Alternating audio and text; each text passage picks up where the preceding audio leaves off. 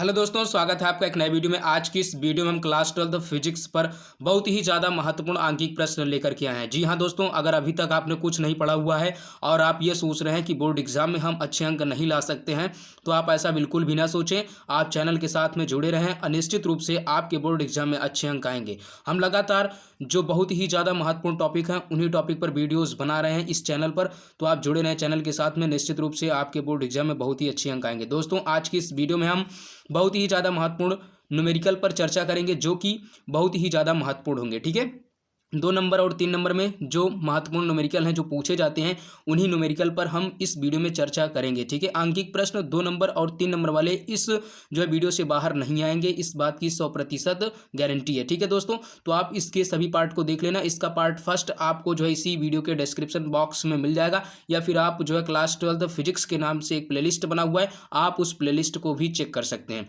दोस्तों, आज तक आपको अगर नहीं समझ में आता है ये फिजिक्स के आंकिक प्रश्नों को सॉल्व करना, नहीं समझ पाते हैं आप, तो इस वीडियो को देखने के बाद में आपके लिए फिजिक्स के आंकिक प्रश्नों को सॉल्व करना जो है बहुत ही आसान हो जाएगा। दोस्तों, यहाँ पर तीसरा क्वेश्चन है, जो कि पार्ट फर्स्ट में हम 2 क्वेश्चन जो है सॉल्व कर चुके हैं। यहाँ पर हम तीसरा क्वेश्चन देखेंगे। क्या है, 12.5 × 10⁻18 इलेक्ट्रॉनों के आवेश की गणना कीजिए।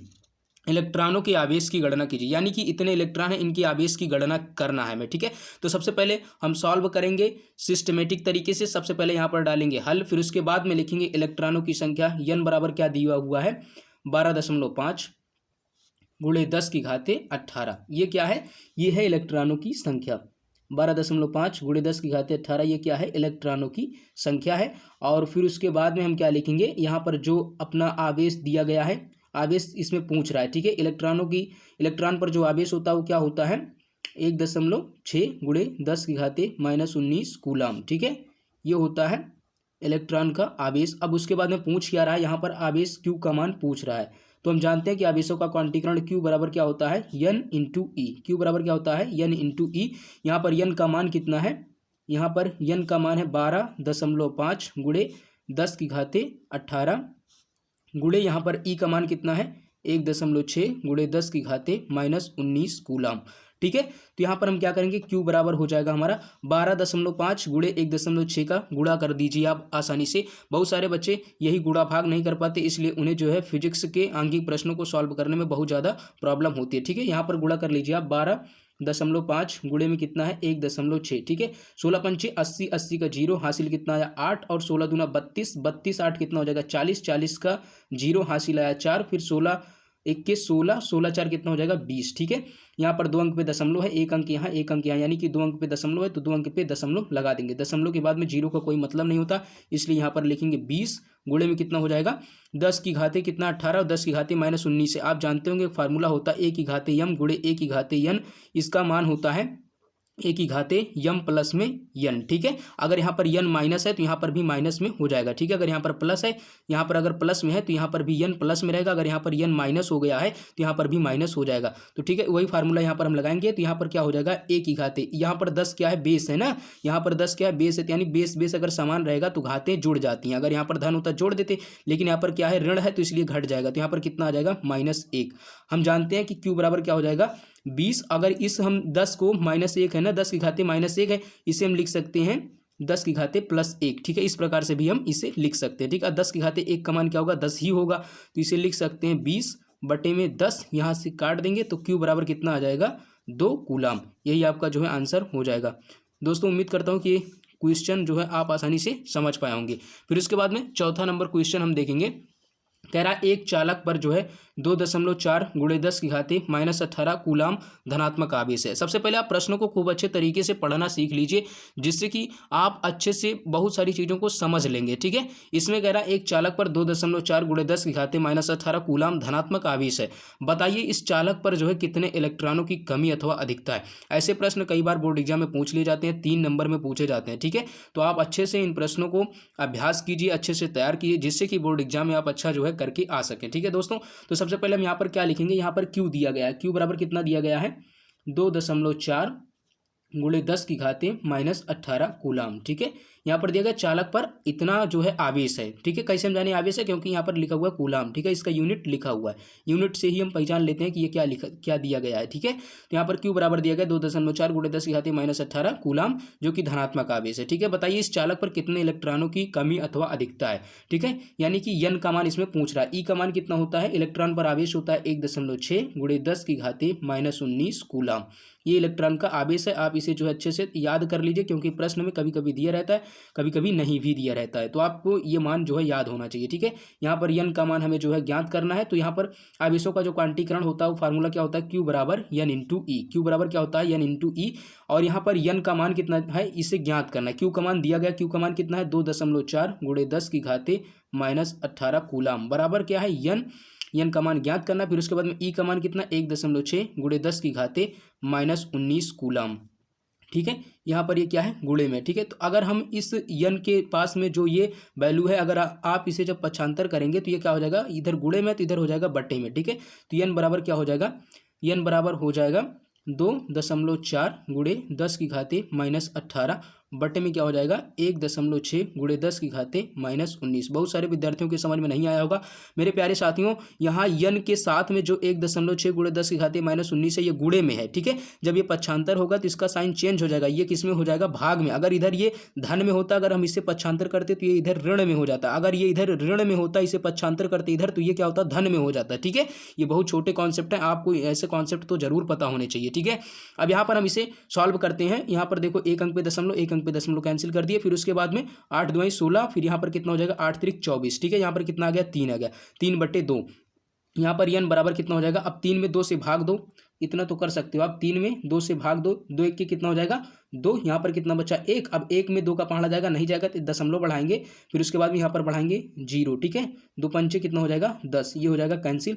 यहाँ पर कितना आ जाएगा 1.5 × 10⁻⁻18, ठीक है। ये -18, लेकिन ये -19 जब ऊपर जाएगा तो +19 हो जाएगा, ठीक है। इसी में ये जुड़ जाएगा +19। यहाँ पर कितना आ जाएगा यन बराबर 1.5 गुणे कितना हो जाएगा 10।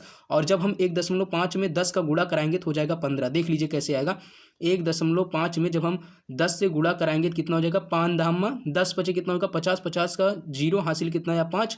और यहाँ पर 10 1 के 10 5 15, ठीक है। एक अंक पे दशमलव लगाए तो एक अंक पे दशमलव लगा देंगे। दशमलव के बाद में 0 का कोई मतलब नहीं होता है, इसलिए यहाँ पर आ जाएगा 15। ये क्या होगा 15 इलेक्ट्रॉन ना। पूछ रहा है कि कितने इलेक्ट्रॉनों की कमी अथवा अधिकता। अब हमें ये पता लग गया कि 15 इलेक्ट्रॉन, लेकिन हम कैसे ये जानेंगे कि इलेक्ट्रॉनों की कमी अथवा अधिकता है। जहाँ पर भी ये धनात्मक आएगा वहाँ पर जहाँ पर यन का मान जो है धनात्मक आएगा वहाँ पर जो है इलेक्ट्रॉनों की कमी होगी, ठीक है दोस्तों। तो आप यहाँ से लिख दीजिएगा कि यहाँ पर जो है आवेश क्या धनात्मक है, इसलिए इलेक्ट्रॉनों की संख्या क्या है धनात्मक है, इसलिए यहाँ पर क्या होगी इलेक्ट्रॉनों की कमी होगी, ठीक है। तो उम्मीद करता हूँ दोस्तों कि आपको जो है इसका कॉन्सेप्ट भी अच्छे से समझ में आ गया होगा, ठीक है। यहाँ पर क्या है धनावेश है, इसलिए जो है इतने 15 इलेक्ट्रॉनों की क्या हो जाएगी कमी हो जाएगी, ठीक है। फिर उसके बाद में 5वां नंबर प्रश्न देखेंगे जो कि बहुत ज़्यादा महत्वपूर्ण है। ये अब की बार जरूर आएगा, ठीक है। तो आप अच्छे से ऐसे प्रश्नों को छोड़ करके नहीं जाना है, खूब अच्छे से आप तैयार कर लीजिए। पूछ रहा है एक कूलम आवेश में कितने इलेक्ट्रॉन होते हैं, एक कूलम आवेश में कितने इलेक्ट्रॉन होते हैं ये पूछ रहा है। यहाँ पर क्यू बराबर हमें दे दिया है, तो क्यू बराबर क्या होता है एक कूलम। क्यू बराबर क्या होता है एक कूलम, यहाँ पर दिया गया है, ठीक है। एक कूलम आवेश में कितने इलेक्ट्रॉन होते हैं ये पूछ रहा है। ई का मान क्या होता है, ई का मान जो इलेक्ट्रॉन पर आवेश कितना होता है 1.6 × 10⁻⁻19 कूलम, ठीक है।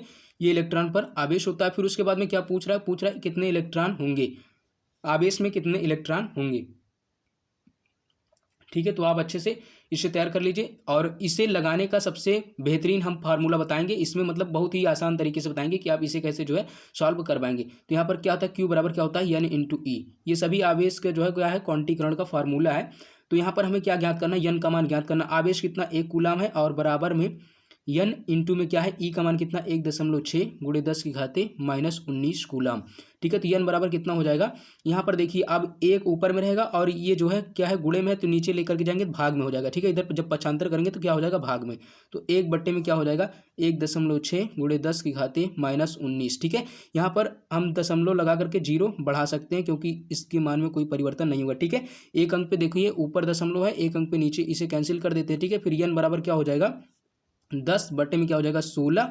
और यहाँ पर हम क्या लिख सकते हैं 10⁻⁻19 को लिख सकते हैं 10⁻⁻18 गुणे 10 की घाते 1 ऐसे लिख सकते हैं या नहीं लिख सकते। जब हम जोड़ेंगे 10 की घाते -1, ठीक है, अगर जोड़ेंगे तो फिर वही प्राप्त हो जाएगा ना। इसी हम क्यों कर रहे हैं, जिससे कि आपको आसानी से हम समझा सकें, ठीक है। n बराबर क्या हो जाएगा 10 बटे में क्या हो जाएगा, यहाँ हो जाएगा जब हम इसे ऊपर भेजेंगे, ऊपर जब भेजेंगे तो ये हो जाएगा 10 प्लस में 10 की घाते +1 हो जाएगी। जब इसमें गुणा कराएंगे तो हो जाएगा 10 दाम में 100, ठीक है। यहाँ पर कितना बचेगा 16 और गुणे में कितना हो जाएगा 10 की घाते -18, ये इसका मान आ जाएगा, ठीक है। तो अब आप जो है 16 से जो है 100 में भाग कीजिए ना।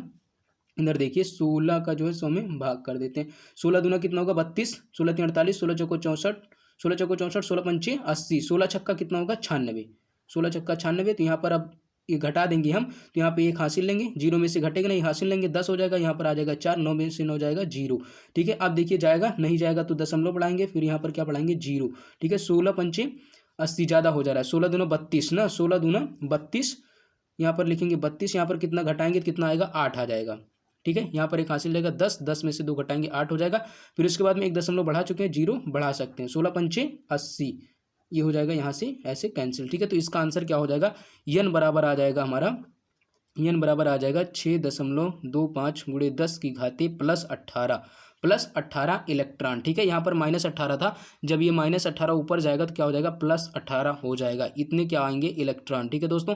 तो उम्मीद करता हूँ कि आज की वीडियो में आपको बहुत कुछ समझा पाए होंगे। आप जो है इस बात का 100% जो है जिम्मेदारी है, आप ये समझिए कि हम जो है इसमें जो है जितने भी न्यूमेरिकल हैं क्लास 12 फिजिक्स में बहुत ही अच्छे तरीके से न्यूमेरिकल को सॉल्व कराएंगे।